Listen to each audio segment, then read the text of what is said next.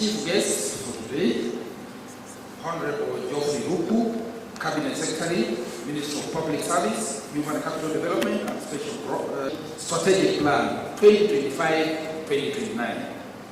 Exactly 91 years ago today, on this date, on this very day in 1935, a lab in England, a physicist of a distant aircraft for the first time. He invented the radar. Think about that. The radar, the ability to plan 2025-2029, and also unveil our citizen service delivery charter. And just like Watson wants, we are turning. There are challenges for the horizon that we cannot yet see with the naked eye. But today, we are not flying blind. This strategic plan is our radar. It is our ability to see through the uncertainty and navigate towards our goals with precision. It took courage for Watson Wond to trust his technology. It takes courage for us to trust this plan. With you, our key stakeholders as our support system and our partners in the cockpit, I have no doubt we will navigate successfully. Thank you for honoring us with your presence, not just as attendees at the launch, but as partners. We are not just launching a document, we are launching a direction, looking to the horizon. Karibuni sana. Thank you.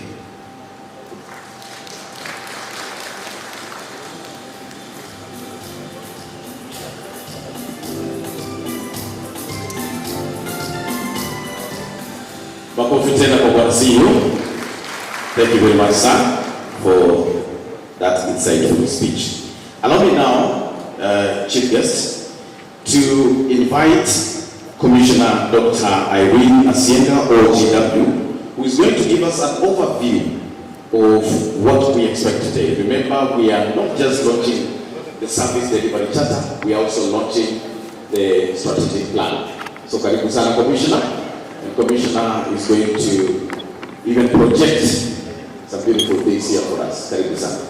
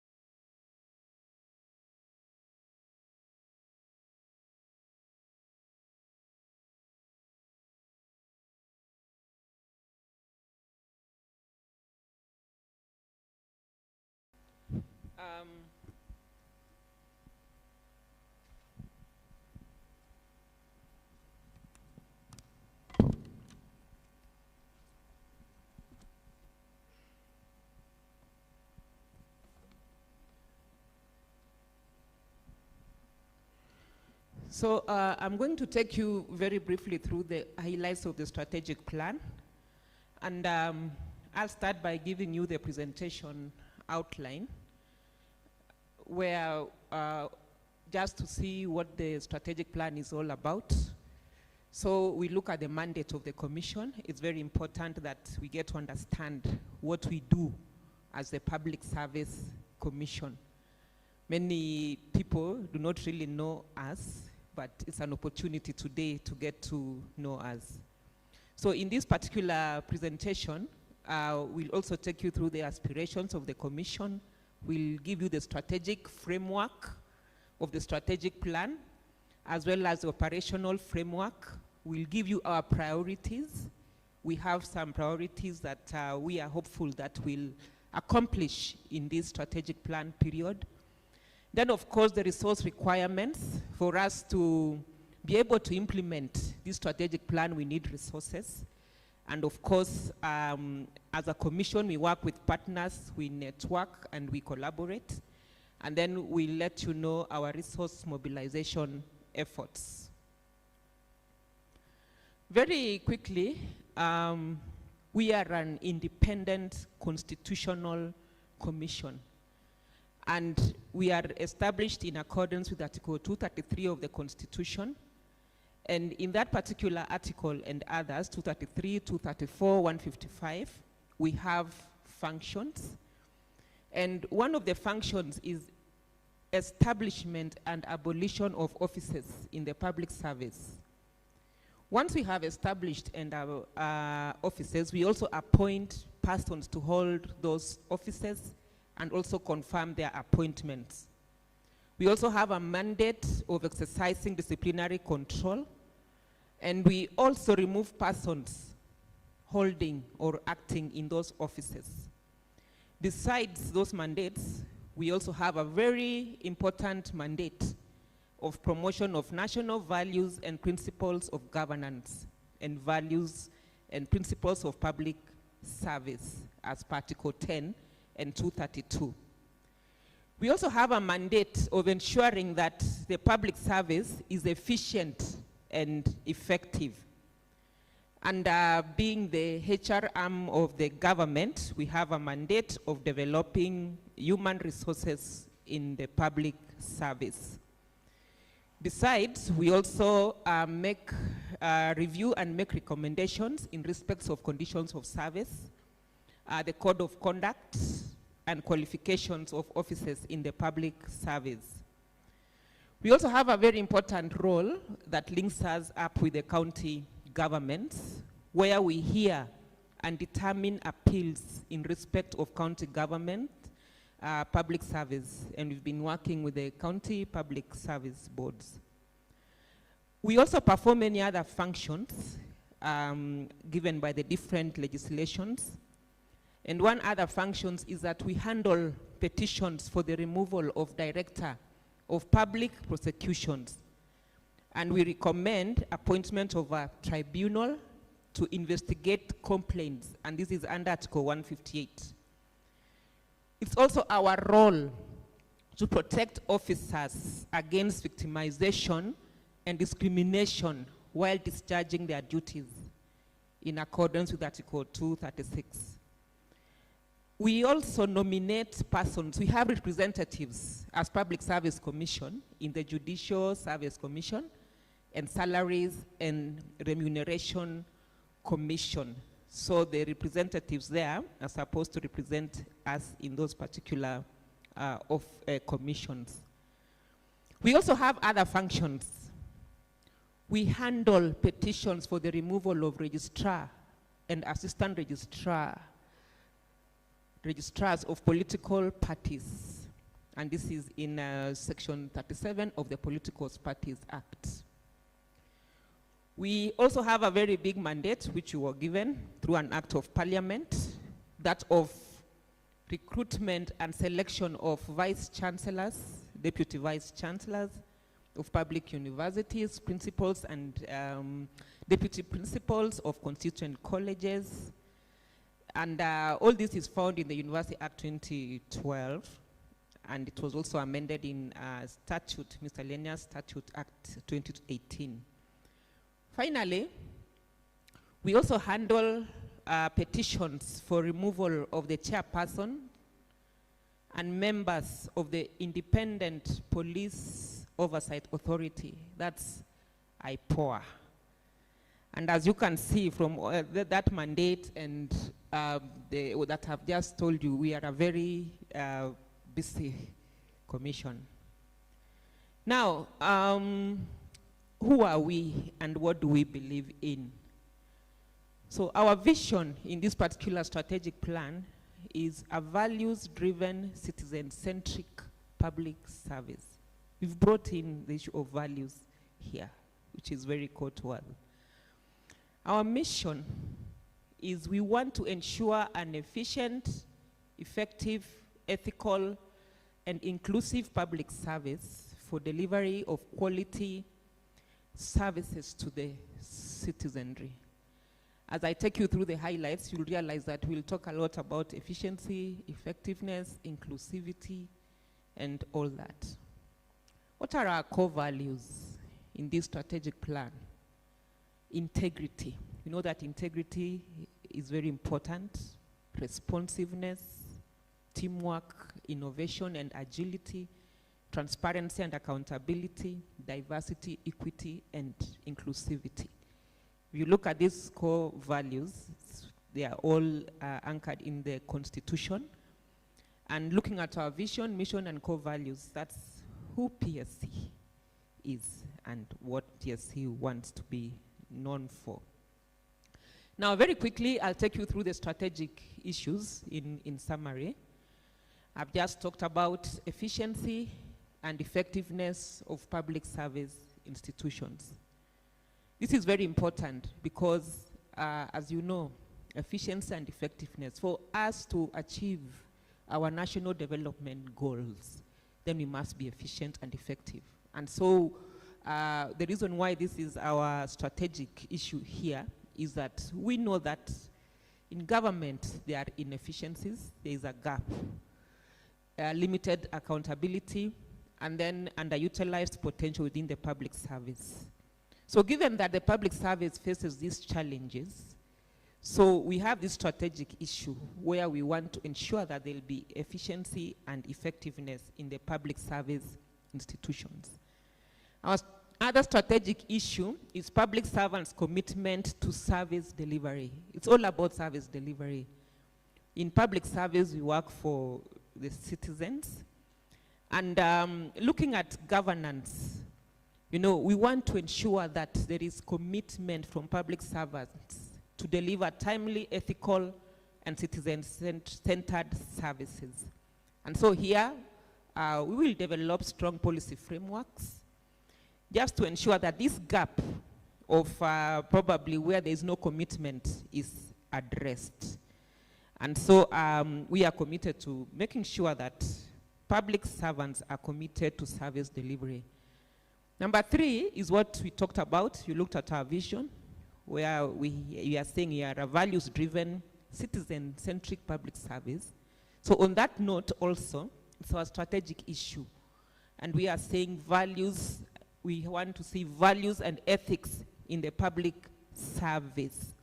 And so I can't belabor this because, you know, if you stick to the values at code 10 and 32, then everything else that you want to do in the public service will actually come into place.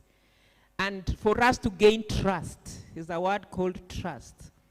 Ethical leadership and integrity is what will actually form the foundation of a responsive and trusted public service. But then you see, all the time we get to hear about unethical practices, lack of accountability, and widespread corruption within the public sector. But if we were to all promote values and ethics, then we would not hear about unethical practices and corruption. And so we are determined to promote values and ethics in the public service so that at least we can serve our citizens. Then the other strategic issue is compliance with laws, regulations, policies, and guidelines. And for us to deliver on this, then we have to comply with the established laws and regulations. So we have observed that there are gaps in compliance, inconsistencies in interpretation, and inadequate implementation. So they are just gathering dust. You know, we have these regulations and laws, but they are gathering dust somewhere. So we are determined to make sure that everything that has been set down for us in terms of the laws, regulations, policies are complied to. Because if we don't do that, then what we are talking about of promoting efficiency and effectiveness, of course, will not happen. And it will undermine our strategy of promoting efficiency, accountability, and we will lose trust from the state institutions. Then finally, the strategic issue number 5 is the institutional efficiency and effectiveness. This is inward looking. This is now about us as a public service commission. And as a commission, we know we have some weaknesses that may actually compromise efficiency and impact. For example, these are common problems: staffing levels, We are understaffed, we don't have enough office space, we don't have enough funding, weak technology, communication channels, lack of standardized procedures, skills gaps, career stagnation, and low visibility among citizens. So this is us, and we are committed to addressing these issues so that we can be able to deliver, starting right from us, because we have to lead by example and also deliver for the entire service, as alluded to in the earlier strategic issues. Then from those strategic issues, we have also derived 5 strategic goals, attendant strategic goals that will actually drive the mandate. And you look at these goals, they are derived from these issues that I've talked about. So very quickly, efficient and effective public service, agile, motivated, and committed public servants, entrenching values and principles, enhancing constitutionalism and rule of law, and optimizing institutional efficiency and effectiveness. So those are our 5 goals. Now we have 6 result areas which are derived from our strategic issues and our strategic goals.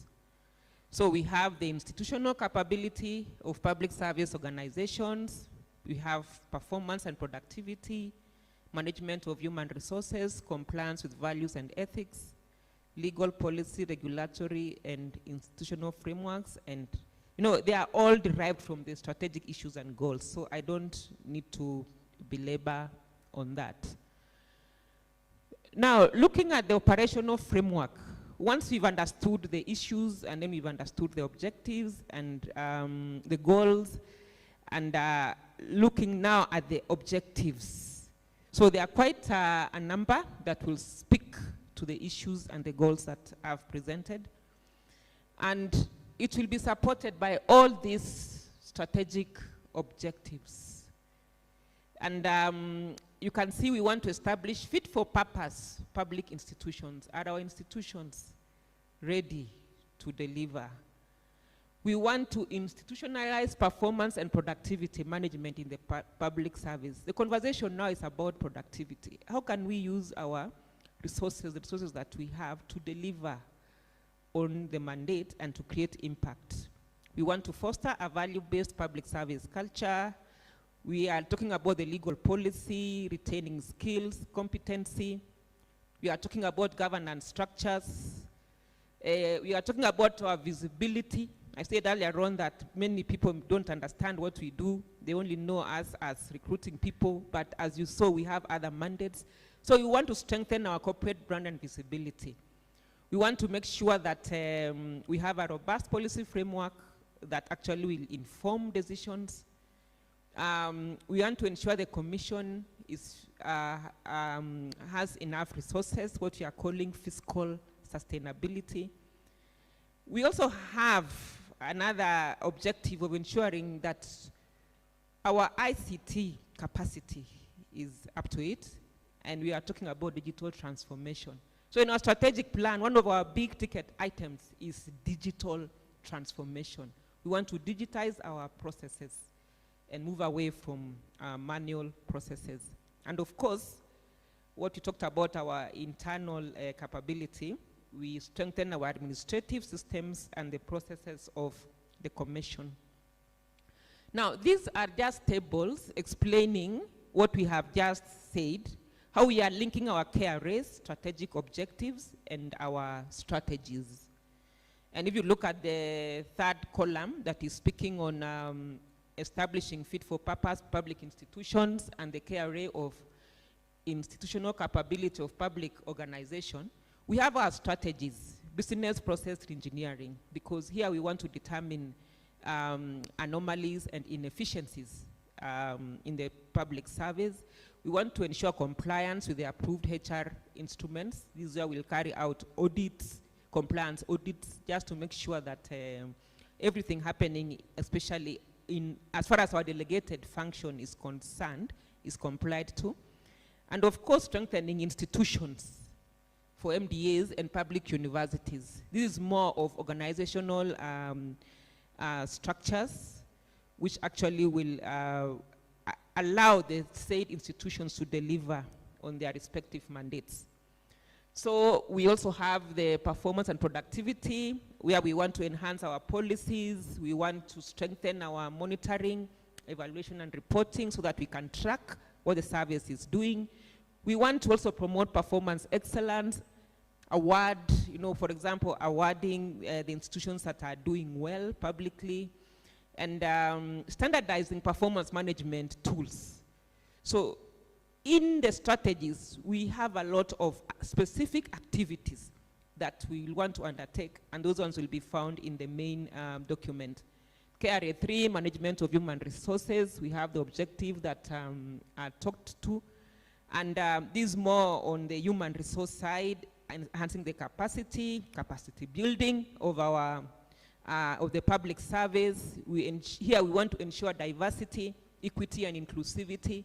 In the commission, we are very purposeful about this, that of diversity, equity, and inclusivity in the human resource.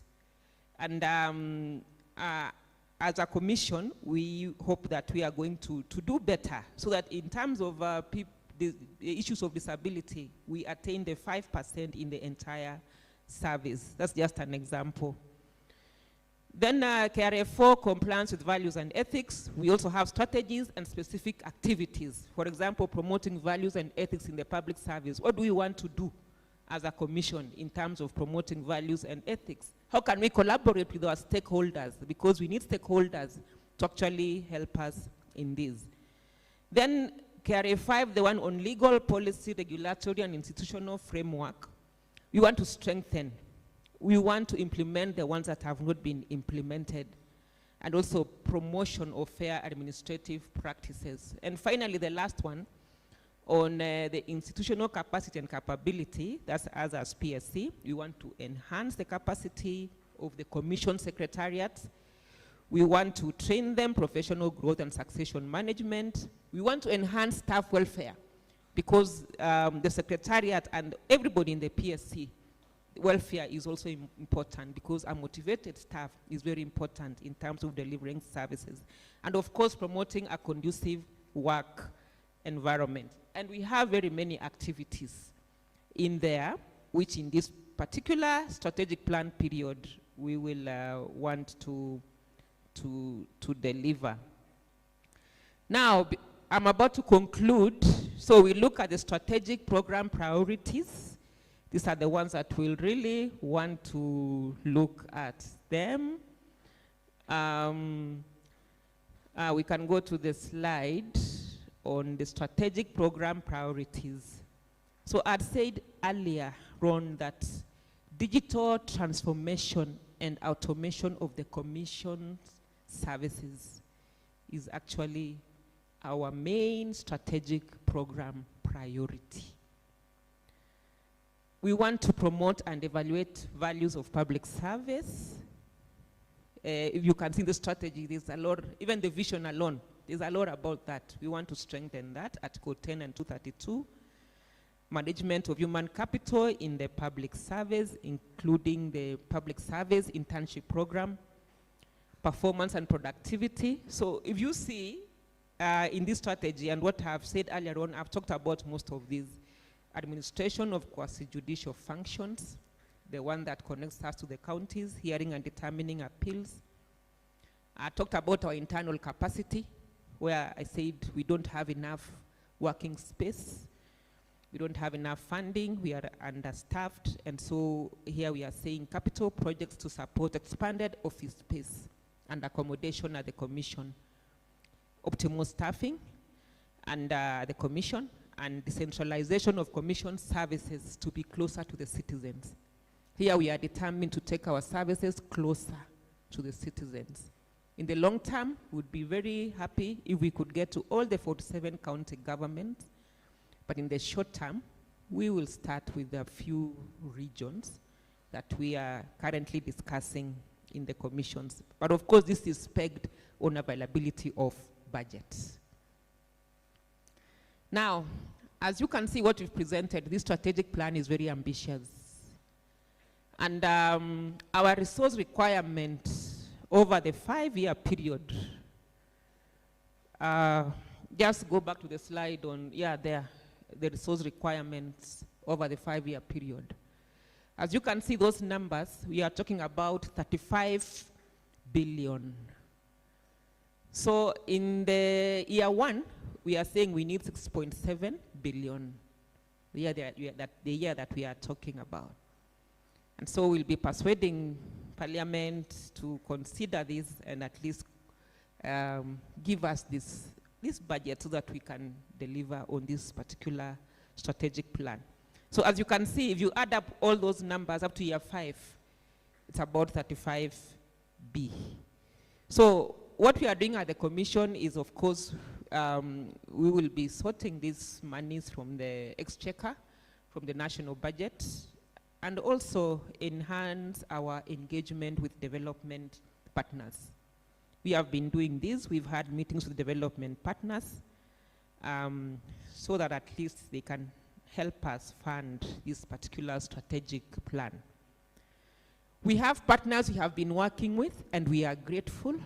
So we are also requesting them to continue working with us. But we also have others that we are bringing on board. As you can see, that 5 billion is not small money, and we can't just depend on the exchequer. And for us to do that, we need our partners.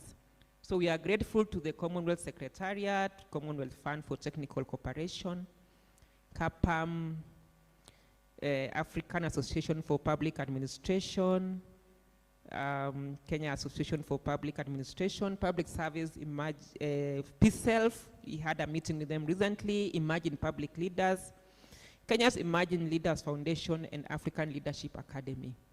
So we have other partners, the World Bank, GIZ, we have our partners from the disability space who have come with now to help us fund our budgets, and we are really grateful. So if we have a development partner in this room, we are requesting that please come on board and help us fund our strategic plan. And as you can see, it's a good strategic plan. And if we implement, it's going to change the entire service for posterity. Thank you so much for listening. I've come to the end of the presentation. God bless you.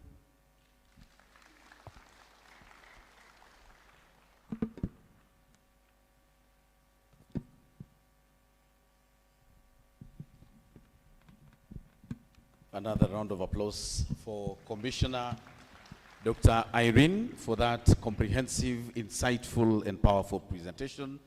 I was looking at the audience all along, and nobody dozed off. You're a perfect communicator. Thank you. Ladies and gentlemen, Commissioner has just repeated on the importance of cooperation with various stakeholders in Public Service Commission. And at this juncture, allow me to invite back the CEO, Public Service Commission, to invite some of them to offer congratulatory messages briefly. But just before that happens, a little consultation. Remember, we are having 2 launches today. Like I mentioned, we are having the Service Delivery Charter and the Strategic Plan launch. But for now, CEO.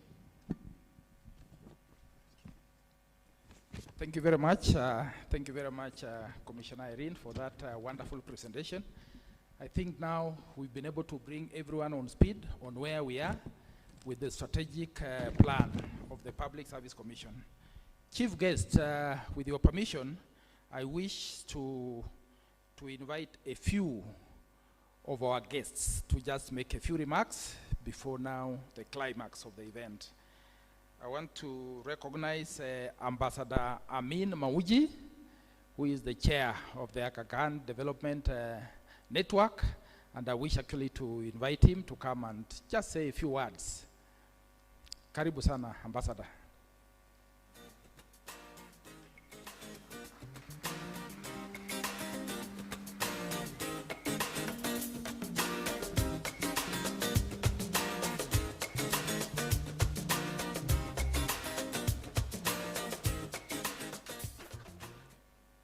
CS Honorable Ruku, Commissioners, distinguished guests, good morning.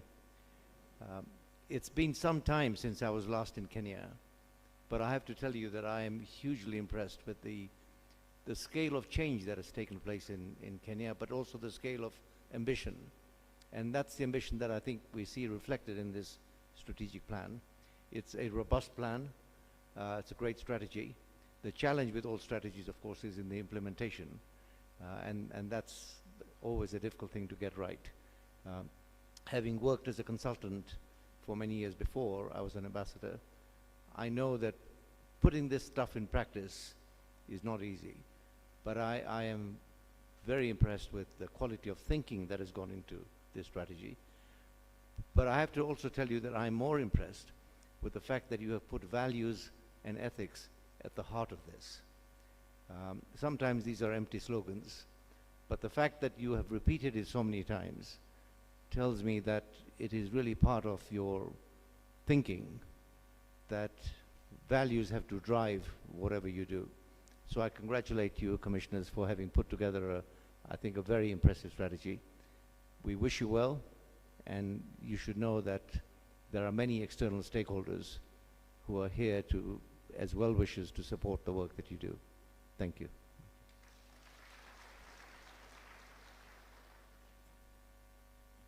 Thank you. Thank you very much, Ambassador.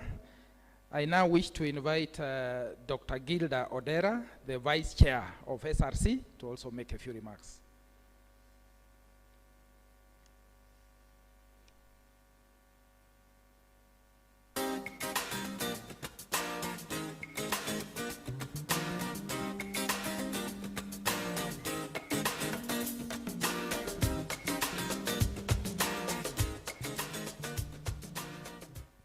Very good morning to you all.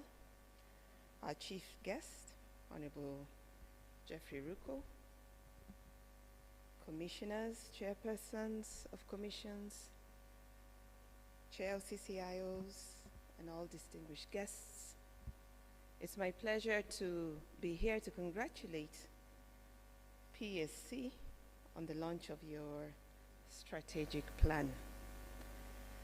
I was following the presentation, and it is pretty much close to what we at the Salaries and Remuneration Commission also aspire to achieve in the next 5 years. We launched our strategic plan, Vice Chair PSC, as you were there not too long ago. But I just want to say that I am glad that at the top of your strategy is performance and productivity. And that reads very closely to what we at the Salaries and Remuneration Commission are working towards and bringing alongside not just all commissions, but the entire public service. We need a well-motivated public service to deliver. I know sometimes we take a beating at SRC when you're not getting the salaries or the benefits that you want. But as you know, our hands are tied by the 35% revenue to wage bill ratio.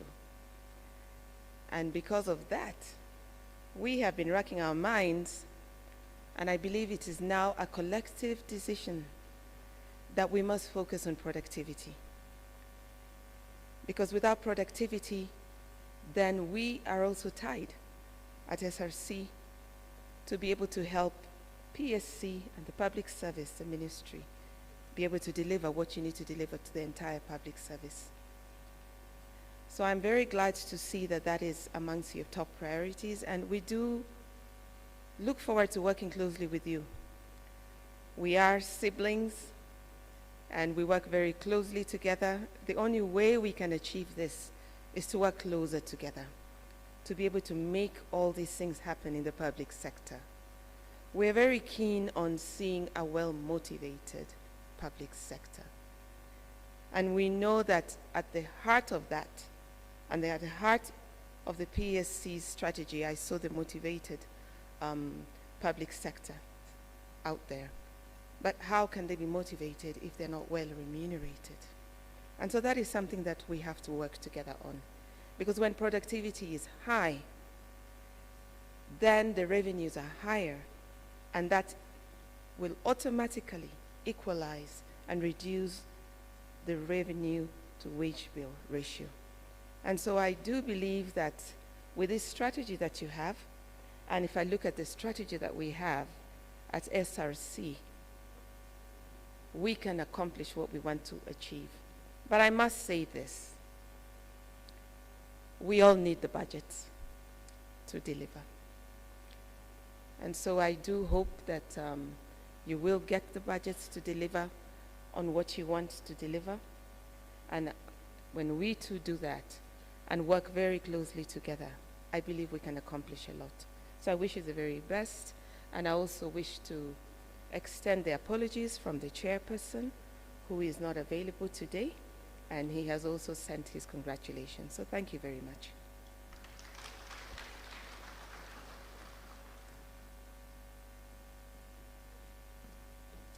Thank you very much, the Vice Chair of SRC. Now, with your permission, Chief Guest, allow me to invite the Chair of the National Police Service Commission, Mr. Amani Yuda Komora, to come and make a few remarks. Chair, karibu.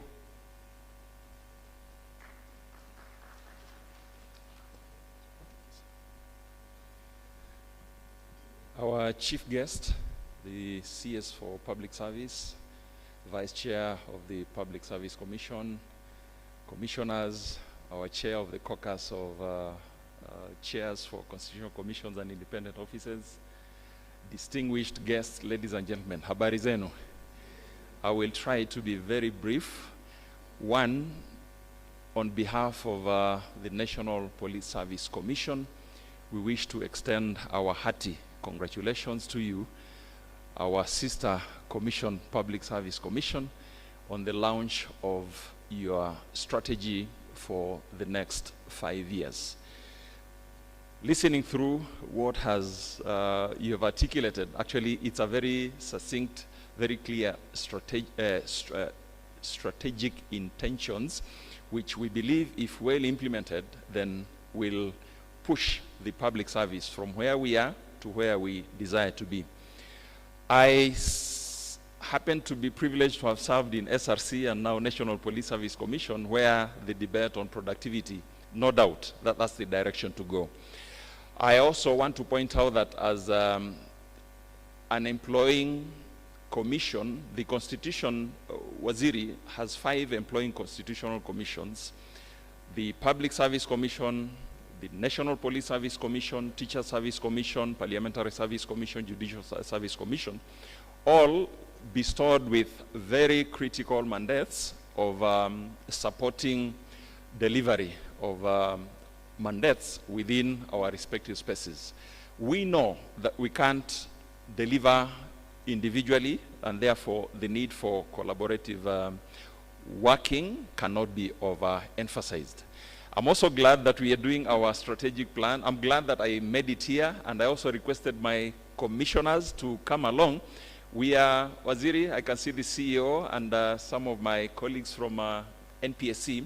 We are concluding our strategic plan, and indeed it's an opportunity to reflect on some of the strategies. I've even seen 1 or 2 things that I think when we retreat, tuta amend kidogo so that we become sharper and more focused before we call you, we request you, ukipata nafasi, ndugu waziri, ukuje ufanye another launch, just like we witnessed the one for SRC a couple of weeks ago.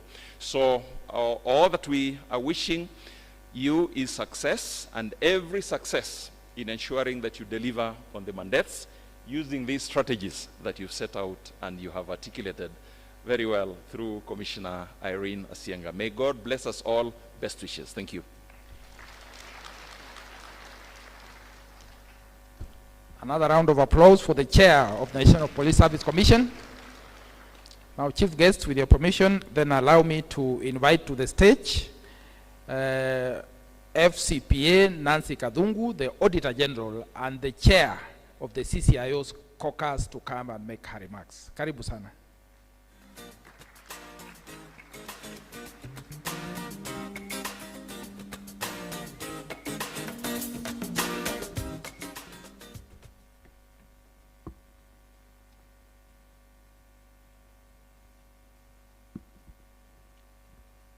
Thank you very much, CEO of Public Service Commission. The chief guest, Cabinet Secretary, Ministry of Public Service, Human Capital and Special Programs, Honorable Geoffrey Ruku, the Vice Chair of the Public Service Commission, and my teacher, Madam Mary Kimonye, Your Excellency, Ambassador Walji, Excellencies, Ambassadors and High Commissioners present, the chairpersons of Constitution Commissions, holders of independent offices, commissioners and representatives, principal secretaries, chief executive officers, distinguished guests, ladies and gentlemen, a good morning to you all. I'm very much honored to be with you this morning to celebrate the launch of the Public Service Commission's strategic plan for the period 2025 to 2029. I extend my congratulations to the Commission for the delivery of the strategic plan, which will guide you for 5 years in delivering on your mandate as required by Article 234 and Chapter 15 of the Constitution of Kenya. Honorable Chief Guest, the African Development Agenda 2063 and the Sustainable Development Goal number 8 aim at achieving a high standard of living, quality of life, and well-being for all citizens through decent work. For this to be achieved, public service must have in place productive employment, equal pay for work of equal value, and safe working environments for employees. The Public Service Commission, which is one of the largest employers in Kenya, plays a critical role in ensuring that citizens receive quality public services in an efficient and timely manner by bringing on board skilled and professional human capital in public service entities, with an emphasis on skilled and professionalism as core to delivery of sustainable development and quality services to our nation. Successful implementation of the strategic plan that we are launching today, therefore, will require the engagement of all public officers who have a role to play in ensuring a values-driven, citizen-centric public service, a public service that continuously and consistently upholds the values and principles of public service as required by Article 232 of our supreme law, the Constitution of Kenya, a public service that is professional, responsive to the needs of the people, inclusive, and accountable for administrative actions in the use and management of public resources. Honorable Chief Guest, ladies and gentlemen, human resource and governance issues or challenges have on various occasions been negatively impacting on meaningful development and quality service delivery. Indeed, Constitution Commissions and independent offices have continuously flagged out challenges and weaknesses, including non-compliance with laws, regulations, guidelines, and policies that govern public service entities, lack of continuous upskilling and reskilling of public officers to enable appropriate responses to the changing environment and the changing demands by citizens, which has had a ripple effect in the management of resources, delivery of services, and trust and confidence by citizens on public service and public services. Audits conducted by my office have identified some cross-cutting issues on non-compliance and inefficiencies in human resource management, which include lack of or incomplete employment records, unmatched skills to roles and responsibilities, unsupported payments of salaries and allowances, and I'm glad SRC is represented here because that has been a major issue, manipulation of payroll data, overstaffing, leading to overlapping or duplicated roles and responsibilities within public sector entities, and of course, the discussions that we've had as a nation on wage bill above the threshold of 35%, amongst other issues. And further, and as I had indicated earlier, the public sector has a challenge in bridging its skills gaps, managing performance, and addressing ethical and transparent leadership practices. The challenges, weaknesses, and deficiencies need to be addressed comprehensively and conclusively for positive and continuous improvements. The Commission therefore plays an important role not only when public officers are in service, but also when staff exit the service. And this is by ensuring that public officers transition smoothly to the next phase of their lives by receiving their retirement packages to ensure that they continue to enjoy quality of life as senior citizens of our nation in appreciation for their years of service. Honorable Chief Guests, ladies and gentlemen, the Public Service Commission has embraced the use of digital solutions to streamline human resource management, a crucial step in promoting transparency and reducing corruption risks within the public service. As constitutional commissions and independent offices, in addition to the objects of commissions and independent offices as mandated by Article 249 of the Constitution, which are to protect the sovereignty of the people, to secure the observance by all state organs of democratic values and principles, and to promote constitutionalism, we separately and collectively are critical pillars in the national integrity system, where we are required to combat and prevent corruption, to oversight on sound financial management, and to guide on an ethical, accountable, and transparent public service that supports economic growth and creation of jobs and other forms of gainful employment, assuring on social development.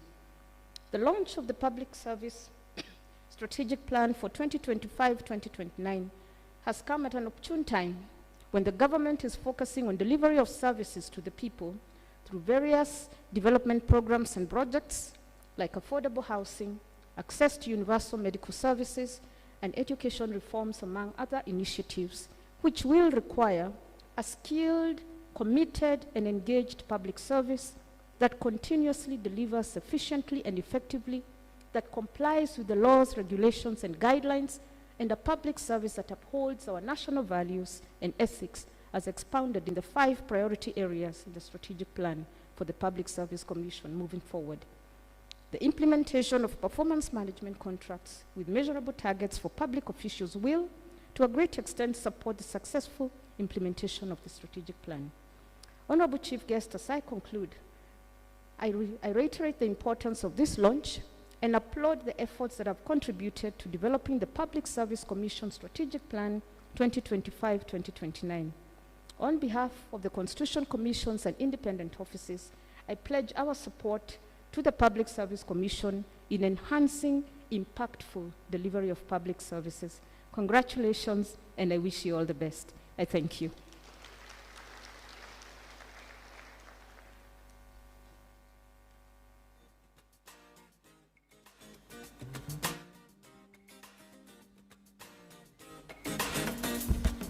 Thank you.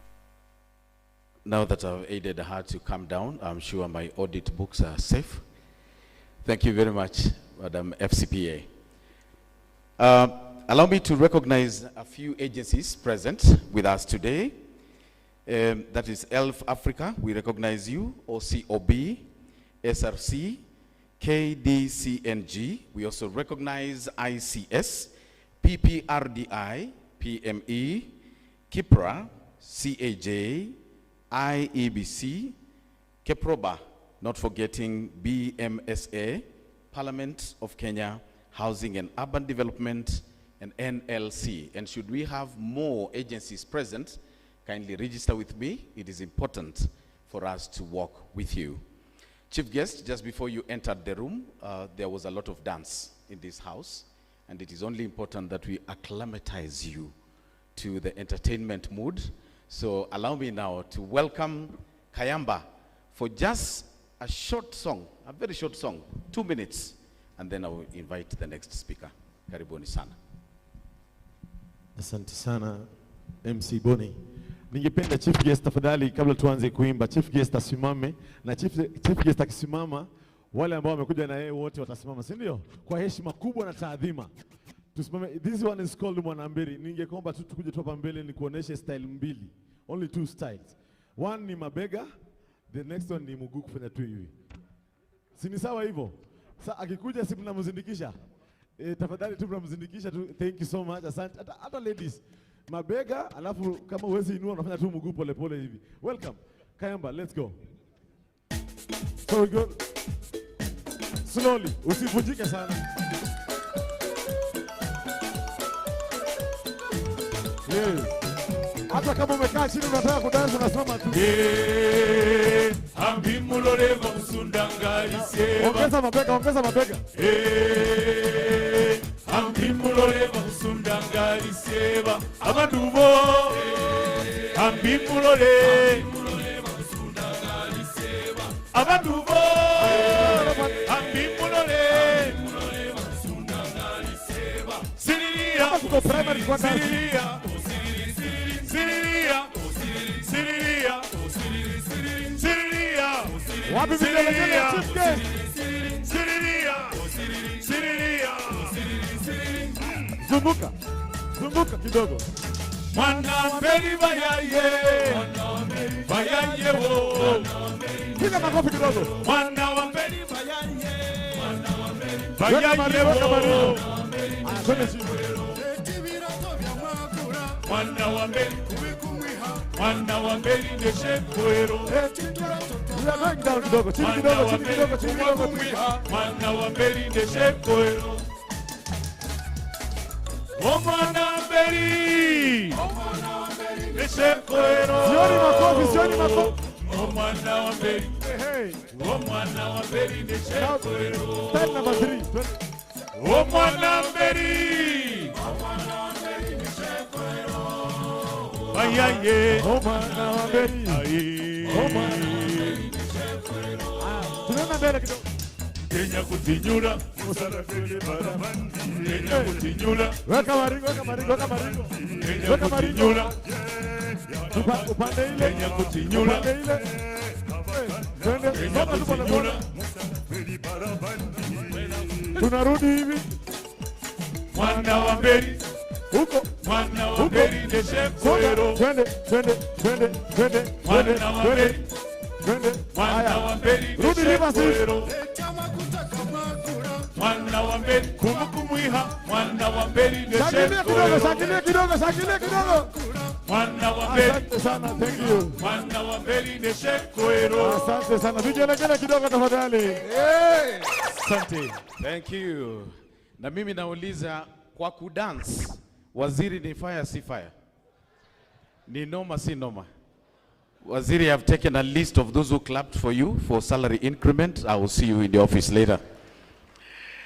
Allow me now, with all humility, to invite on stage Madam Mary Kimonye, CBS, the Vice Chairperson of Public Service Commission, who will thereafter invite the chief guest to speak.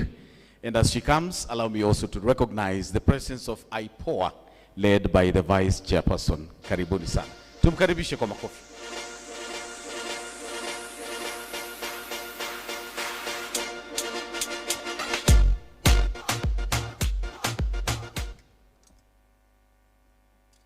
I think the dancing should have continued, yeah, so that everybody can get a chance.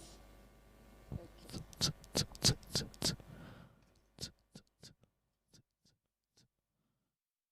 Our chief guest is very important in the calendar of the Public Service Commission, Honorable Geoffrey Kiringa Ruku, Cabinet Secretary for Public Service, Human Capital Development, and Special Programs. Our guests who have joined us today, Ambassador Amin, Nancy Kadungu, our Chair of the CCIOs, Mr. Amin Komora, Chair of National Police Service Commission, Madam Gilda Odera, Deputy Chair, SRC, Dorothy Gemato, VC, CAJ, and I've just been told that IPOA is also here.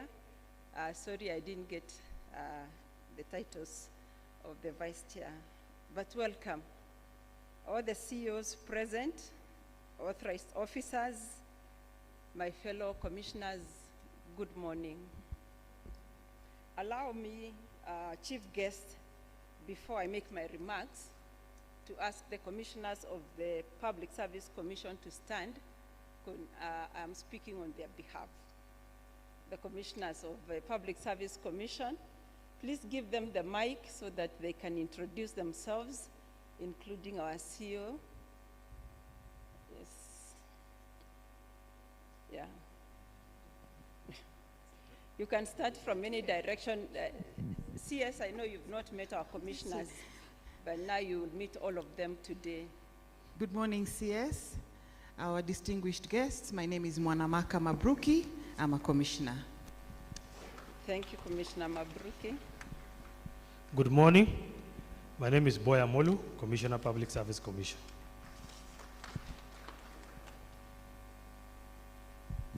Good morning, everybody. I'm Dr. Francis Owino, Commissioner Public Service Commission. Good morning, everyone. I'm Harun Hassan, Commissioner, and the shortest man in that house. Good morning, CS and everyone. My name is Joanne Machayo, Commissioner. Good morning. My name is Irina Sienga, Commissioner. So,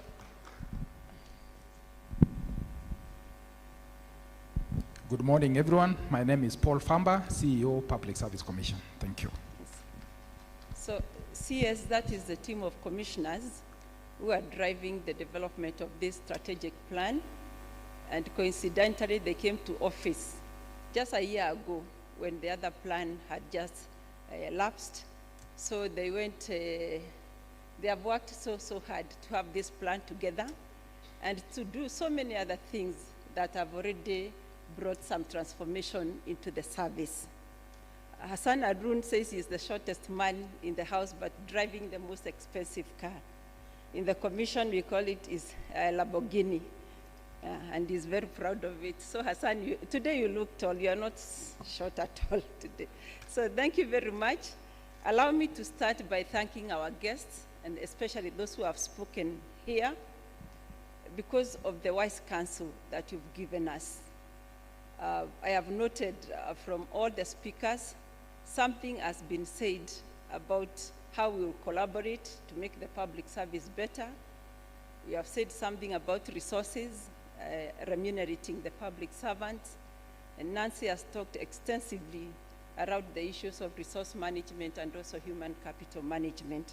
So we welcome those comments, and we'll bring them on board as we implement our strategic plan. Honorable CS, you and I, and the commissioners here, we've been given this very awesome job of superintending over the public service. And I like to tell people to distinguish a public servant from a government official. So as you are seated here, I don't know whom you describe yourself to be. Are you a public servant or are you a government official? Maybe that is some good homework to think about. But the public service, fellow guests and commissioners, is this regimented bureaucracy that we run through various encoded frameworks that determine our character and the way we'll operate. Traditionally, we have had three founding principles that determine the public service or govern the public service. That's the principle of tradition, the principle of discipline, and the principle of order. So those three, tradition, discipline, and order. These three determines the culture that we embrace as public servants, a culture of duty and service, a culture that says I will serve service beyond the self. Dr. Ondera, you talked about remuneration. I like always to draw this parallel. Public servants need to be remunerated well, but there is no government on earth that can pay a public servant fully. I don't see there's any money that can remunerate a public servant fully. It doesn't matter. Even if you are paid $1 million, you are worth more than $1 million because you're serving the people. Service beyond the self, because you're serving your country and you're serving your people. So I want to thank the public servants who are in the room today for continuing to serve this nation despite all the challenges that you have and ensuring that government programs are going forward. The work of the Public Service Commission is to lead you, direct you, and protect you as you serve the country. And I hope we are doing a good job of that. So I welcome you to our session this morning, the launch of our strategic plan. My gratitude to our Cabinet Secretary, Honorable Ruko, who agreed to come and preside over this event. When we invited Honorable Ruko, you just said yes. And thank you very much, CS. Your people are here, you'll get a chance to speak to them. We are grateful that you all have found time to join us. I want to appreciate our partners and stakeholders in the public service for making the time and giving us very insightful remarks. Today marks a pivotal moment for the Public Service Commission as we embark on another phase of fulfilling our constitutional mandate by unveiling the 2025-2029 strategic plan. This is our roadmap for propelling the Commission and indeed the wider public service to the next phase of its transformational journey. We are also unveiling our Citizen Service Delivery Charter to support the implementation of the strategic plan. Those of you who have been around the public service for some years, you know the journey of transformation of the public service has been long. We started this journey of converting the public service from process-based management to resource-based management in 2003. And during that time, that is when we introduced concepts like strategic planning, service charters, RRI, and also performance contracting, so that we can entrench resource-based management in the public service. I know most of you remember the Resource for Kenya program that set us on this journey. So CS, this is a continuing journey. The Resource for Kenya program is a continuing journey, and it has had major milestones, and we celebrate those milestones. The Commission will continue on that journey. As the oldest commission, the Public Service Commission was for many years after its founding by the colonial government in 1954, the sole employer of public servants. In the post-independence years, it continued to fulfill its primary role of recruiting for the then civil service. As time passed, the local authorities, teachers, and judiciary began hiring their own staff separately in accordance to specific statutes. However, the civil service remained under the Commission's purview, while semi-autonomous government agencies and the state corporations were granted the authority to manage their own staff through their respective boards. After the promulgation of the Constitution 2010, the Commission's powers and responsibilities were significantly expanded under Article 233. This expansion broadened the Commission's scope to include oversight of human resources, not only within the civil service, but throughout the entire service, as defined under Article 233. The Commission's expanded mandate included areas such as establishment and abolition of offices, and all the functions that my colleague Irene identified here. I like to put a finger on promoting values and hearing appeals from counties and state corporations, because this is a very unique mandate for us, keeping a touch on the county government and also on the state corporations. Now, that gives the Commission a lot of work, CS. And recognizing that and recognizing the need for one whole government approach and collaboration, then the Commission delegates this work. And we issue what we call a delegation instrument every year. And the main persons we delegate to CS are the principal secretaries. So many of the employees that we have in government are managed by the principal secretaries on delegated powers from the Commission. And the Commission does not just delegate, then it develops the regulations. So we have the Public Service Commission regulations that govern how that delegation instrument is to be deployed. So the current Commission the third to be constituted after the 2010 Constitution, took the oath of office on January 20th, 2025. So we are barely 1 year in office. The first and second commissions each had a distinct strategic focus during their 6-year tenures. The first commission's strategy focused on establishing new structures and equipping the commission to execute its expanded mandate. The second commission's strategy centered on enhancing efficiency and accessibility in public service to the citizens, and also developing the requisite documents to govern the service.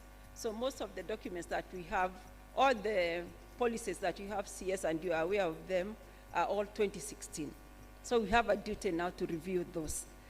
Our focus as the third commission in this strategic plan is to lay the foundation for the future of public service in the light of new and emerging demographical and technological developments. The strategic plan 2025-2029 lays a strong emphasis on technology, good governance, and the agility and innovation of public servants, thinking about the public service of tomorrow. CS, the public service is becoming younger and younger. So we have very high-tech young people joining the service, and we are asking ourselves, the code of conduct that we have and the rules that we have, will they work for these young people? That's a question we need to ask ourselves. I keep giving an example of a young man when they were doing internship who asked me, Madam, what exactly is the relationship between coming to work in a suit and my results? Because it says you come to work in a suit, the dress code. We have a specific dress code for public servants. And this young man cannot draw the relationship between wearing a suit and results. And then the other, he asked, you know, Madam, me, I'm not a morning person. I prefer working at night. I'm not a morning person. So how can you include me in the public service? Because I work better at night.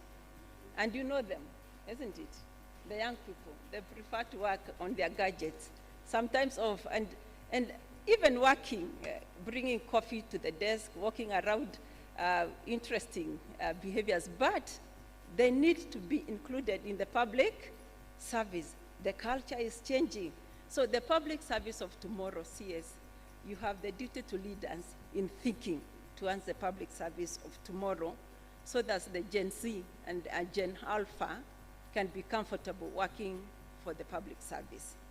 So the shifting landscape of work dynamics, driven by generational characteristics, among them the characteristics of Gen Z and Gen Alpha, poses new challenges for the public service in Kenya. The skills mix and etiquette of the public service inherited from the colonial government may not be conducive to drawing out the best of the young people entering the workforce. So we have a difficult duty there to redefine the public service. Rapidly advancing technologies such as artificial intelligence, the Internet of Things, and machine learning will significantly affect the quality and efficiency of public service delivery systems. As governments worldwide shift towards state-led development models, there is growing pressure to ensure efficient, effective public services that do not hinder economic growth and social transformation. The public service must lay the groundwork for a thriving private sector by creating jobs and generating additional revenue. However, can the public service of today be that transformational and meet these demands? That is, can it be agile and innovative, highly digitized and automated, accommodating intergenerational cadres, adaptable to resource constraints while remaining efficient, providing a conducive work environment, or a leader in development and a steady foundation for private sector actors? As a commission, we shall continue to support the government's efforts to prepare public servants to navigate evolving work dynamics and embrace change. We will remain resilient and steadfast in our support for this shift towards a public service driven by values and prioritizing the needs and expectations of a citizenry that is becoming more demanding and more discerning. Our focus will be to promote and instill the values of public service and good governance, which will lead to improved performance, productivity, efficiency, and effectiveness. The successful implementation of this strategic plan depends on the support and cooperation of all our partners and stakeholders, as well as teamwork of our Public Service Commission staff. And I thank again the stakeholders who have committed to support us in this journey. This commission relies on the support of all MDAs to provide effective and efficient services to citizens. Without their support, we may not succeed. We will be depending on the support and goodwill of our Cabinet Secretary in this respect. The Citizen Service Delivery Charter we are unveiling will play a crucial role in implementing the strategic plan.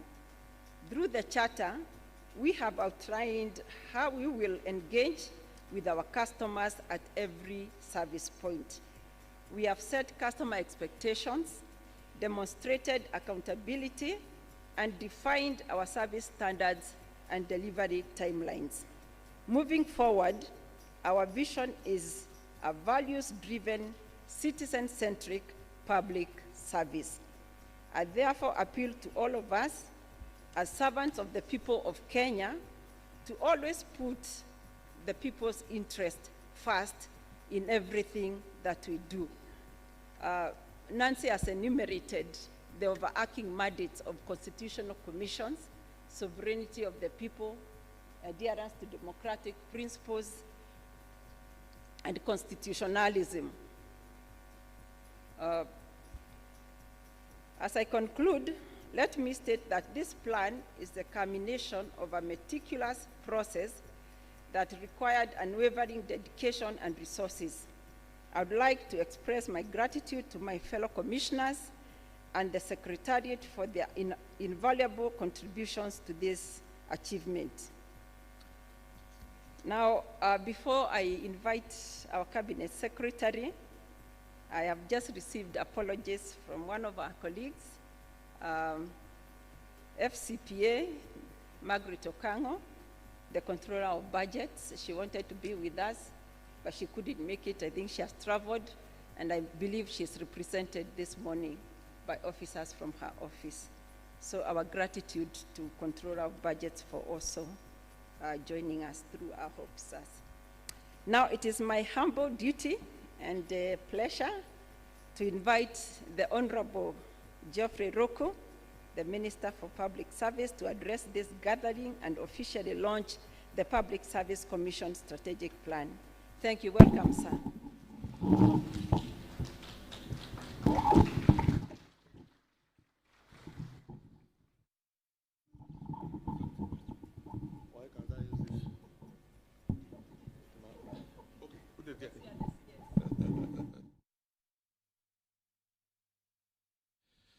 Let's all be seated. Good morning.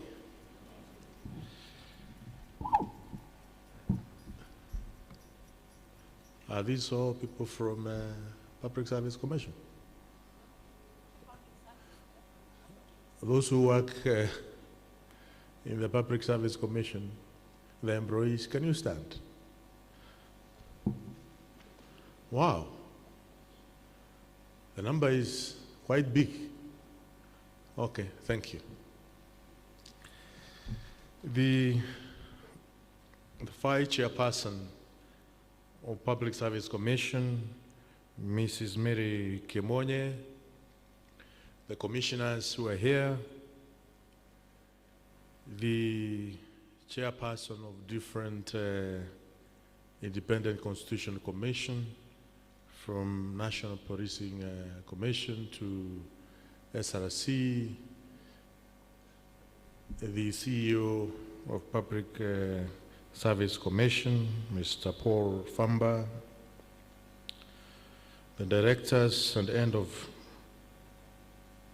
of HRMD from different MDAs, the very tough and competent lady, the Auditor General,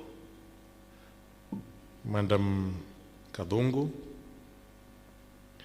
other distinguished guests, ladies and gentlemen, I'm happy to join you here today to this very important occasion, the launch of the Public Service Commission Strategic Plan 2025 to 2029, and the unveiling of the Commission Citizen Service Delivery Charter.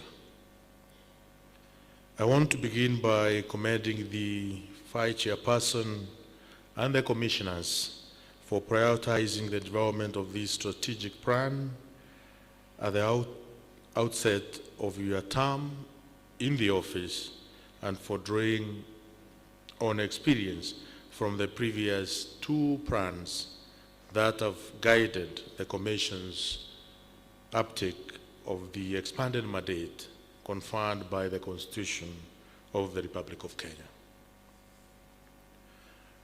The importance of strategic planning for any government or any organization cannot be overstated, because it serves as the benchmark against which performance is measured, and that drives development. For this reason, strategic plans developed by government, ministries, departments, and agencies, as well as the state corporations, must align with the overall government development blueprint, which currently include the Sustainable Development Goals, the Vision 2030, the Bottom Economic Transformation Agenda, and to prioritize human development by investing in individuals, particularly young people and vulnerable groups at the bottom of the pyramid, to drive economic growth and productivity. And when we are talking about the vulnerable groups, I visited Kisumu regional offices in the month of January, and one of the offices which I went to was the offices that serves people living with disabilities in the region, in Nyanza region. I found a young man who was an intern in that office for 1 year, and his internship ended. That young man is disabled, and before 8 a.m.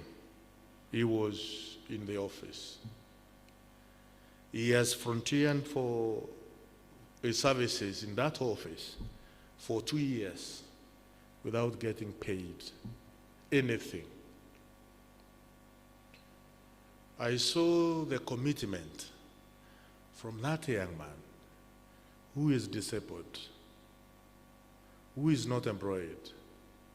Other offices were empty, but this young man was in office around 7:45. He's frontiering services to the government of Kenya. He has done that for 2 years, and he's not getting a pay. I think, as a commission, we have to see how this young man can get a job. How? I don't know. It is you, the Vice Chairperson, the commissioners, and it was an impromptu visit. So this young man did not know whether the minister in charge of public service would be visiting the office, and the young man was there. So I beseech the commission to see what you can do to that young man who is disabled living with disability, frontiering the services to the government and the people of Kenya for the last 2 years without a pay. Ladies and gentlemen, the Public Service Commission plays a very important role in advancing the national development agenda by hiring and retaining qualified human resources to implement national programs and projects effectively and efficiently. The expectation of the Commission to ensure the requisite skills mapping, recruitment, and retention of the skilled and ethical human resource through research-based interventions in the service is therefore high. Human capital is one of most valuable intangible assets to an organization. There are 5 key components of human capital that are of interest to my ministry in this area. 1, employee talent. 2, employees' experience. 3, employee management skills. 4, institutional professional training procedures. And 5, client knowledge. It concerns the government when it comes to the issues that relate to employees, including the following: employee retention and turnover, compliance with the labor laws and regulations, employees' engagement and productivity, performance management and employees' development, diverse and inclusive workforce, managing a remote workforce, technology integration and updates. Ladies and gentlemen, the current administration, through my ministry, is concerned about the challenges we face in mapping our greatest asset, the human capital. In our view, the most important human capital risk in 2026 are talent shortages, skills gaps, employees burnout, and leadership succession issues. It is my sincere hope that the Commission's Strategic Plan 2025-2029, which we are launching today, will address these issues and serve as a valuable tool to advance the national priorities. Over the years, public servants have been under sharp scrutiny by citizens and civil organizations for their poor conduct and lack of commitment to the values and principles of governance and public service as required by the Constitution. The resulting vices include delay in service to public, corruption, and impunity among public servants, especially the issues of impunity. Entitlement within the public service is quite high. For me, as a minister and principal secretaries, we know we serve under the pressure of one person, the President of the Republic of Kenya. But those who are permanent and pensionable, they retire at the age of 60, others at the age of 65. There are some serious levels of entitlement. You remember you're in this office until you retire, and therefore you can come to work at the time you want. You can reply, or you can handle whoever you are serving the way you want. And I have seen in the areas I have been able to face it, all the interns are at their workstation before 8 a.m.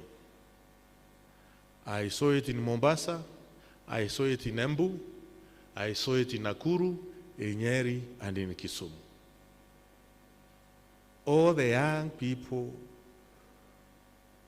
who this commission have given the jobs in different public offices, their workstation are enough. But their bosses, most of them, other than Huduma's centers, immigration, and teacher service commission offices, others, over 60–70% are not in the offices at the right time, but the interns are in the offices, are there trying to see whether there's something they can do, but the bosses are not there. It shows the levels of entitlement, levels of impunity among the public servants. We are working on public service transformation.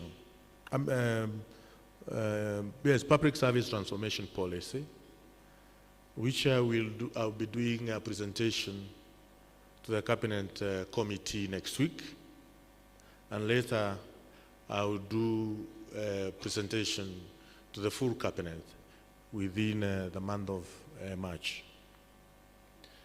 I think it's high time as a ministry, as a government, we see whether we can have employees or public servant on contractual basis. You are given a contract of 3 years or 5 years. If you perform properly, you are given another contract of 5 years. If you are not meeting the contractual obligations, you go and look for another job. Because where is the issue of impunity coming from as far as public servants are concerned? The issues of entitlement. We know as a government, as an administration, we have been given a mandate by the people of Kenya for 5 years.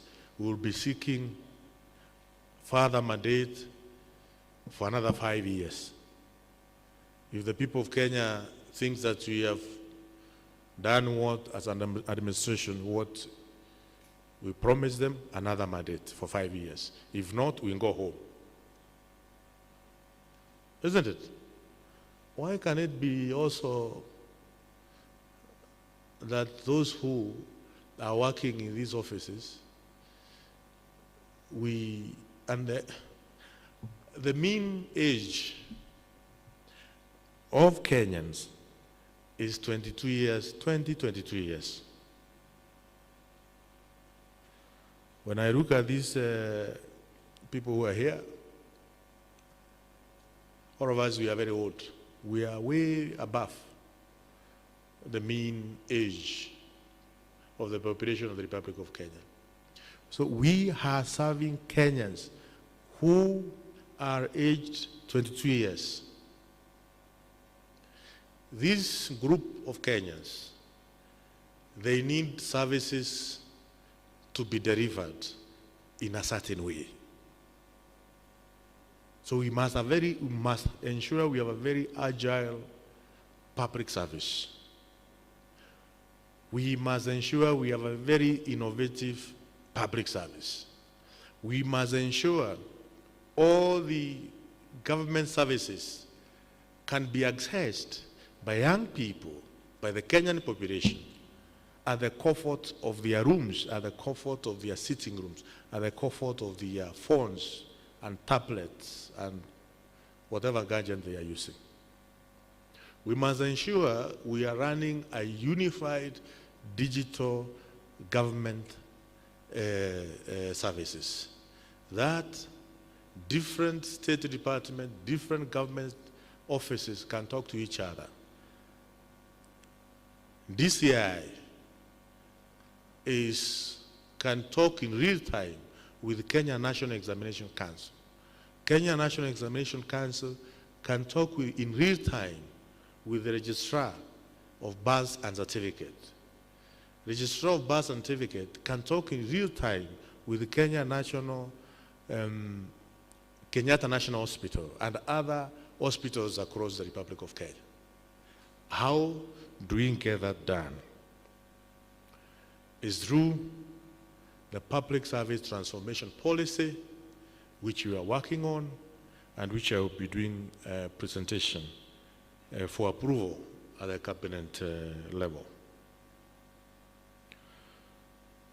And probably in that we can suggest contractual basis for all of us. If you don't perform, you go home. Why is it that it's only let me not go that direction. The government has placed strong emphasis on improving productivity and discipline across public service. In this regard, I have been conducting visits nationwide to assess service delivery and observe operational practices at the point of service. From this engagement, it is clear that challenges remain. At several institutions, public officers are not reporting for duty on time, and some service points are not operating efficiently. Cases of absenteeism, lateness, and general laxity in adherence to working hours undermine service delivery and erode public confidence. The issues of public confidence is critical. The President of Kenya has been bestowed by the people of this nation to lead this country. In most of the offices across region, counties, and sub-counties, where government or public servants work from, or where the offices are, at the gate of these office blocks, most of them, there is a very big signboard written, Office of the President. There is a ACC, or DCC, or County Commissioner, or Regional Commissioner, but also there are offices for Minister of Agriculture, for other maybe regional bodies like water regional organizations or bodies, National Drought Management Authorities offices, all of them are housed in government offices, where at the entrance there is a big signboard written, Office of the President, zero corruption zone, maneno mingi hapo imeandikwa. So the Kenyans know that indeed these people who are working here, working on behalf of the President of the Republic of Kenya. And if they are not serving the people of Kenya as per Article 232 of our Constitution, then the person who is failing is the end of government and the end of state. But there's no single day President of Kenya has ever gone to those ministry offices or government offices, sat there and started serving people. So Kenyans are crucifying one person because of the mistakes, because of laxity, because of impunity, because of corruption of us, the public servants. So we, public servants, nationwide, we erode public confidence on the way we conduct ourselves in these offices. And once public confidence is eroded, it has net effect, serious effect to the administration and to the end of that administration. Therefore, as a minister in charge, I'm calling upon all public servants, wherever they are, in all offices, government offices in Northeastern, in Nyanza, in Western, in Coast, in this city, and many other offices, government offices, in the divisions and locations. Jameni, lazima tuwajibike, lazima tujitume, lazima tufanye kazi yetu kulingana na maadili, kulingana na katiba, kulingana na ile contract you signed with the Public Service Commission. When Public Service Commission gave you a job, you went through an interview process. Public Service Commission determined you are qualified to discharge the mandate, the duties, as far as the job and job description is concerned. But when you get a job, you get entitled, you become corrupt, impunity, and you cannot be sacked immediately because the commission has a procedure of firing a public servant. That victimization, blah, blah, blah, and these are other. I think we must also be firm in terms of how we dismiss those who are not discharging the mandate properly. I think this is an issue. For the period I've been a Minister of Public Service, I think the matter of firing public servants who are not conducting themselves properly is not proper, is not done. There is an issue there. We need to fire public servants who are not working properly. Because, Jameni, the President of the Republic of Kenya, by 5 a.m., is up. Midnight, you don't get the President. If all of us were to work and be committed as the President, his deputy, some of us who are in the ministries, we burn the midnight oil in serving the people. But those who are given permanent jobs, and I have seen it when I have gone across the different government offices, Public Service Commission must think how to expedite on the issues of firing those public servants who are not discharging their duties as is required. I know CEO, I know Vice Chairperson, I'm off the grid, but around me, muniruhusu niseme hiyo, si ndio hiyo? Yes. Watu hawezi kuwa analipwa mshahara. SRC increased the salary, backdated from July 1st, 2025. Salaries for the public servant, including house allowance, including commuter allowance and gross pay. But even when the salaries have been increased by this government, you go to many offices, there is all manner of excuses as to why public servants are not discharging their mandate properly.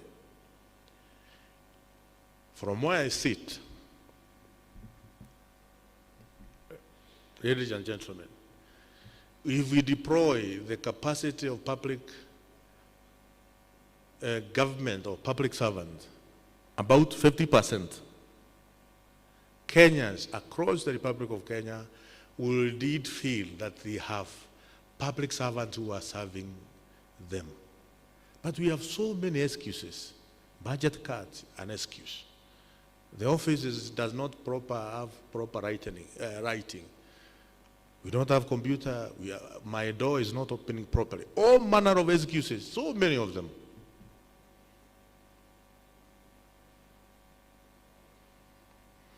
And now those are the excuses which are making public servants to have some other businesses in town. Why were you late? Because you had to go and open his other side hustle somewhere within Nakuru town before going to the office. These are some of the things which we have to do. We have a nation to transform. We have a country to take care of. Nobody will come out of the other part of the world to come and transform this nation other than ourselves. And those who have been given that mandate are the public servant. We are lucky to be in our offices. Whether that office is ACC in a division, or a chief in a location, or assistant chief in a sub-location. An extension officer, agricultural officer in, I don't know, in Nyandarua. We must do what we are called for to do as public servant. The Public Service Commission derives its mandate from the Article 234, 232, and 10 of our Constitution, whose purpose is to eradicate, if not reduce, the vices I have just mentioned. As a Constitutional Commission, you are expected by Kenyans to fully deliver on this mandate. In this regard, I am pleased that your strategic plan priorities are value-driven, citizen-centric public service. I'm happy also to note that the strategy we are urging today provides structure and framework to strengthen this culture of performance over the next 5 years. It outlines 6 key result areas, namely institutional capability of public service, organization, institution performance and productivity, management of human resources, compliance with values and ethics, legal, policy, regulatory, and institutional frameworks, and institutional capacity and capability. These areas are central to improving institutional effectiveness, enhancing productivity, and ensuring efficient and effective service delivery across all public institutions. A key pillar of this transformation is the implementation of Public Service Commission Regulations 2021. These regulations provide a comprehensive framework for managing performance across the public service. They strengthen accountability at both the individual and institutional levels and ensure that performance management moves beyond compliance to focus on measurable results and continuous improvement. I am confident that you fully implement the strategic plan, not only to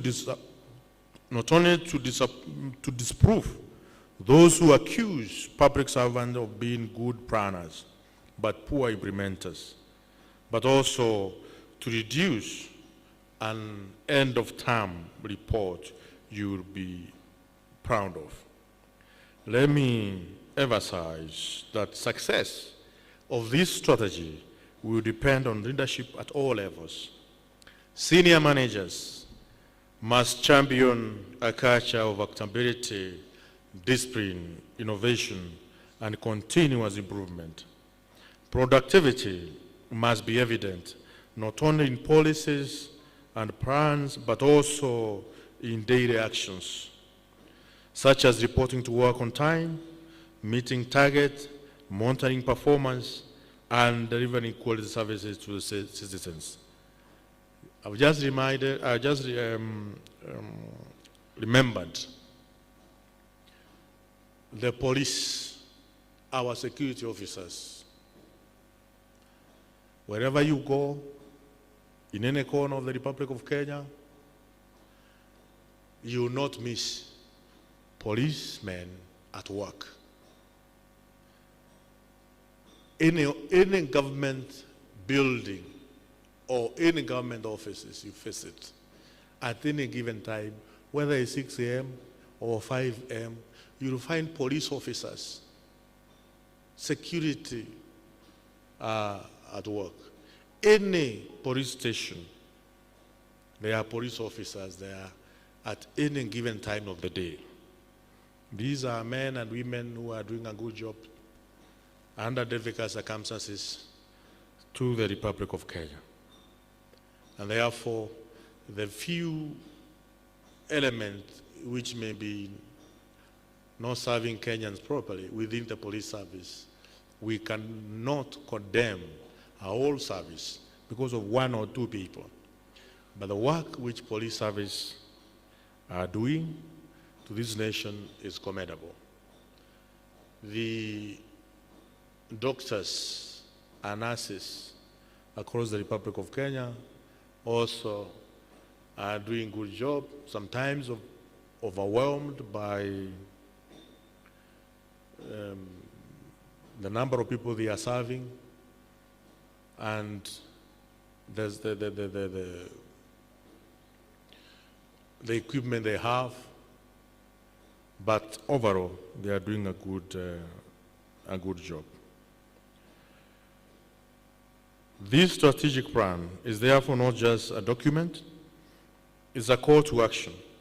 It challenges all public institutions and officers to uphold the highest standard of professionalism, use performance management tools effectively, and focus on results that make a real difference in the lives of Kenyans.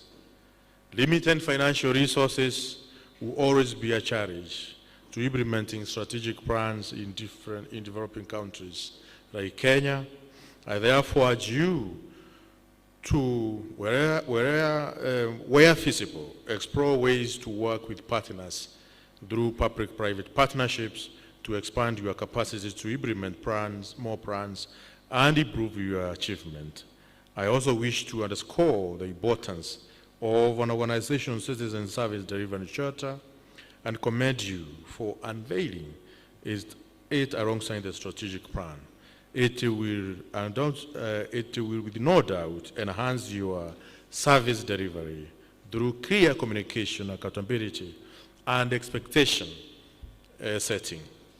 The charter serves as a formal agreement between a service provider and its client, dividing the terms and expectation of the service offered. Your service delivery charter will therefore go a long way toward fostering trust and improving service delivery by clearly defining your commitment, timelines, standard, and expectation for both the Commission and the citizens who receives services. As you embark on this plan, Kenyans expect you to deliver practical solutions to current challenges, including a broadened public service in counties, a huge challenge there, a ballooning wage bill,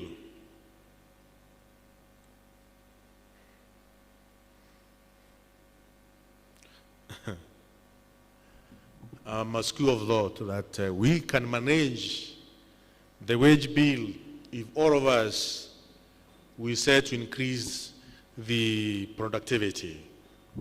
The revenues we collect as a government,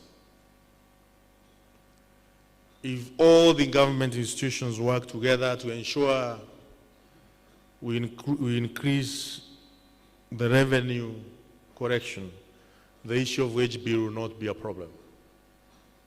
And I think as a government, we are working towards that by ensuring that we digitize all government services so that we can minimize the leakages of revenue. And also Kenya Revenue Authority, it is working on transforming the way tax administration is done, as well as ensuring the tax disputes in our court, which at the moment is more than 500 billion Kenya shilling are reduced. Those tax disputes to be settled on, within the right time, more efficiently. These tax disputes are resolved, and also the leakages within our tax administration or correction is done. We will be able not be talking about the wage bill if some of these things are taken care of. And I know, as a government, we are committed in ensuring that is done. As I conclude, I urge you to recognize that the task ahead of you is enormous, and that, as expected, the government will provide you with all the support you need. I thank you, and God bless you all. May God bless Kenya. May God bless the government of Kenya. May God bless the President of the Republic of Kenya. I thank you. Asanteni sana. Let us all rise as the CS takes his seat back.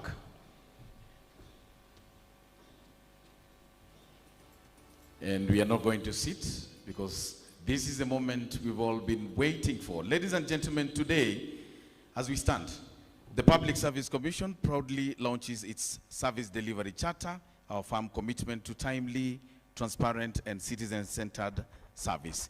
The charter clearly sets the standards you should expect from us and strengthens our accountability to the public that we serve. And now, to the countdown. Are you ready? In 5, 4, 3, 2, and 1. A big hand, ladies and gentlemen, as we launch the service charter, and we continue standing as we watch the video.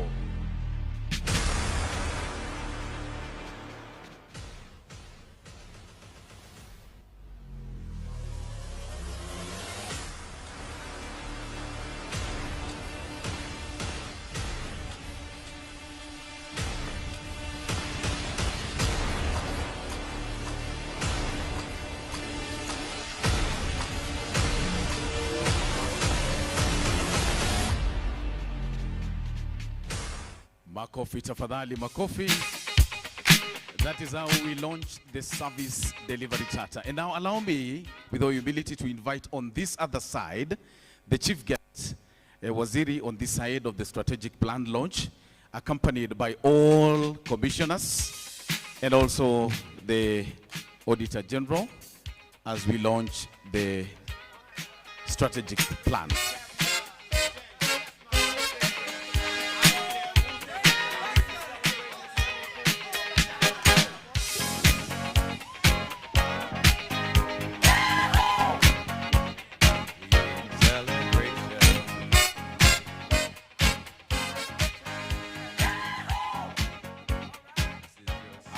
Thank you, DJ.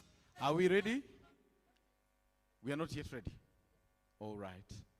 Please switch on your goosebumps, ladies and gentlemen.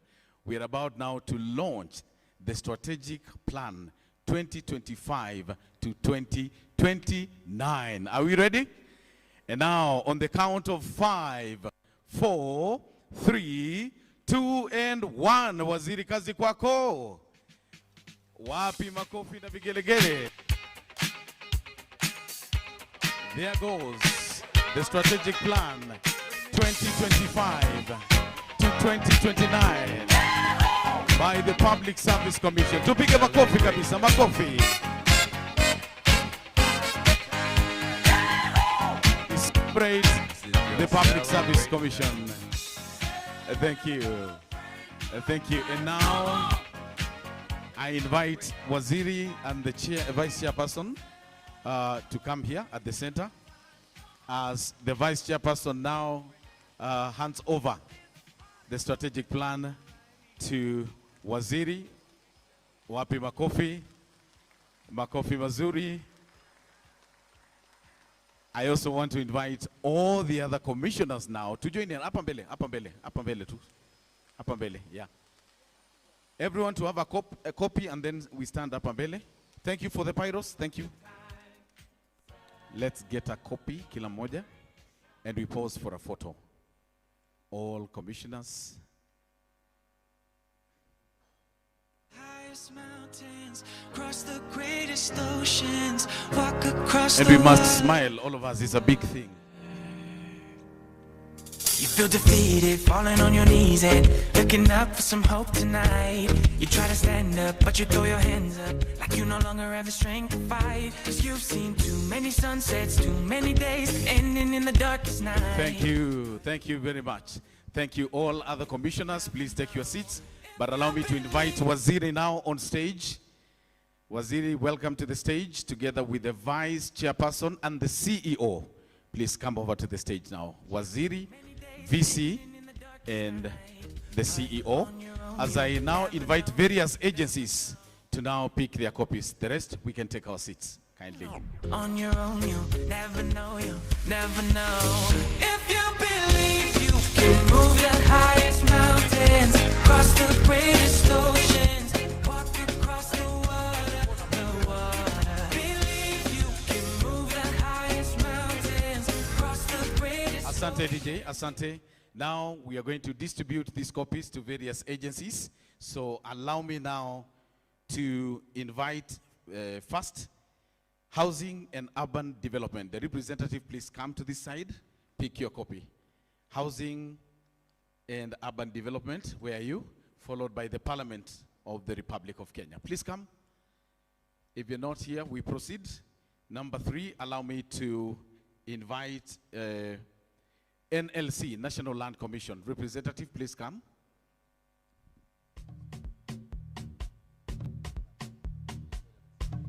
Karibu sana. This is,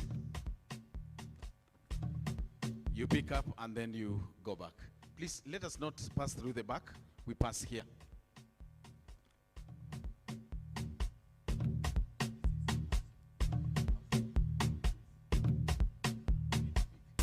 Our National Land Commission is now picking. Congratulations. And next now is Housing. Asante sana. Let's also have IPOA. Please, where are you? IPOA. Let's also have National Police Service Commission. Getting ready. This is IPOA. DJ. Apanda leta mchanganyiko.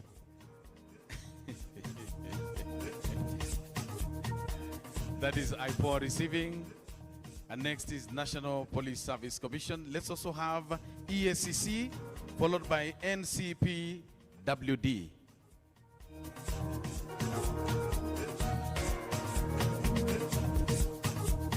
Next on is EACC. EACC, where are you? Followed by NCPWD, please. This is Ethics and Anti-Corruption Commission, and this is NCPWD. Let us also have Aga Khan, followed by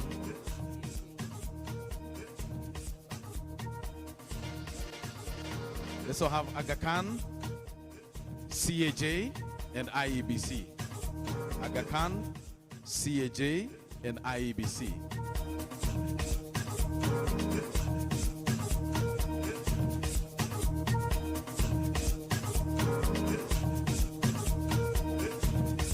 That's Aga Khan. Congratulations. Then CAJ is up next. And then IEBC. Let's have SRC and CRA. SRC. And remember, we are not following any seniority order. We just calling randomly. SRC and CRA, you are up next. Karibuni sana. Let us have Kenha. If Kenha is here, please come.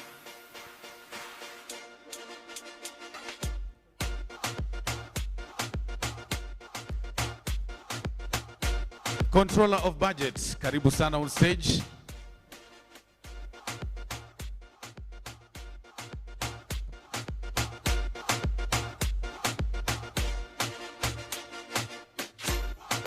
Thank you. Thank you. Thank you. CRA has picked. CRA is here. Unaambiwa uangalie camera. We finish with CRA. We also have other copies for the rest of the agencies.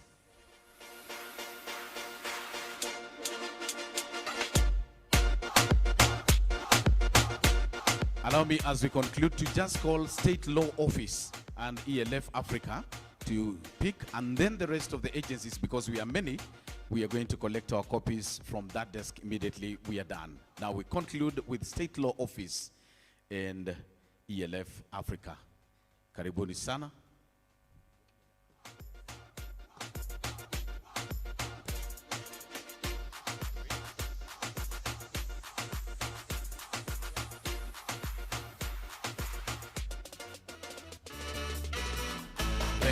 Thank you very much. You may take your seats. Waziri, thank you. Vice Chair, thank you. CEO, thank you. And thank you, everyone. The rest of the agencies are going to pick their copies after this particular event. As we draw to the close of this beautiful launch, ladies and gentlemen, now I invite Commissioner Dr. Francis to move vote of thanks briefly. Karibu sana. And as he comes, allow me to also announce that after this event, we have some refreshments for you. At the back there, on my extreme left, there's a door leading to where they are, but the VIPs know exactly where to go. Dr. Francis. Thank you very much. Our chief guest, Honorable Geoffrey Kiriaga Ruku, Cabinet Secretary, fellow commissioners, authorized officers present, distinguished guests, ladies and gentlemen, we have come to the end of our strategic plan launch. Beyond serving as a springboard for implementation, the launch has affirmed our readiness to work alongside partners and stakeholders throughout this journey. I am confident that this interaction has given us insight into the Public Service Commission. It has also given us the opportunity to share our realistic objectives and goals for improving public service delivery with you. You will agree with me that the plan we have just launched will enable the Commission to manage challenges and capitalize on emerging opportunities, ultimately driving sustainable efficiency and effectiveness in service delivery across the public service. Drawing on our retrospective learning from our previous plan, which addressed 3 key result areas, we identified 6 key result areas for the current plan, which were highlighted.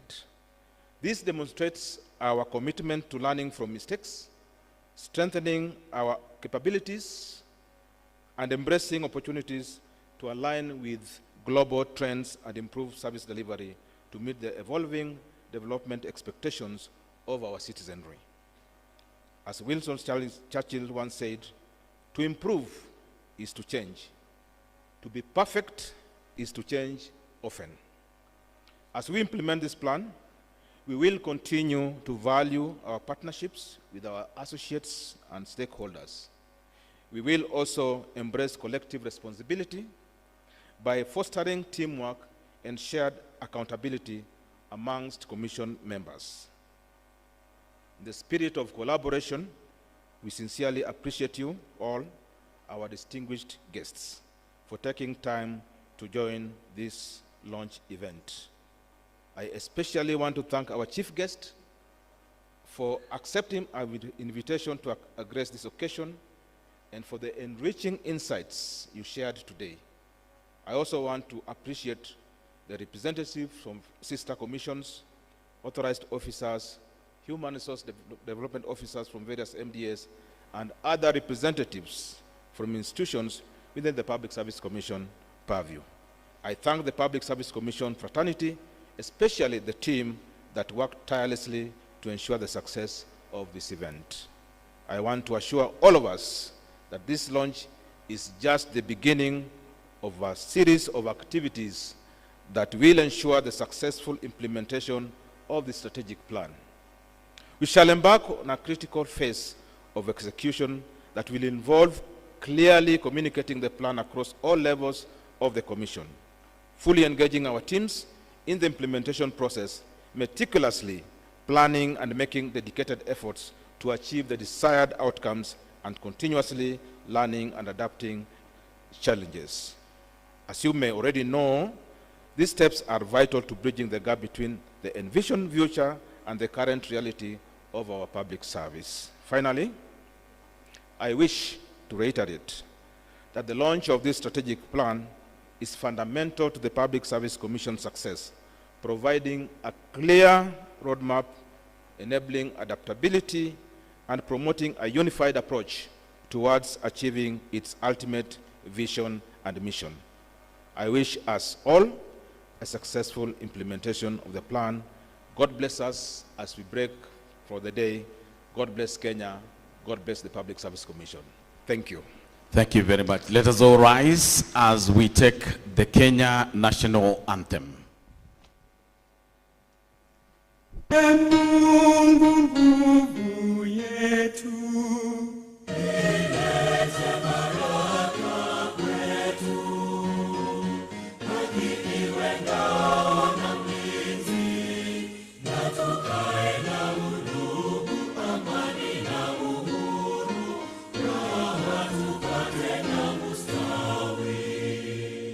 Asanteni sana. Naomba tusalie kusimama wakati mheshimiwa anapoondoka pamoja na viongozi wale wengine, na kwa Waislamu wote walio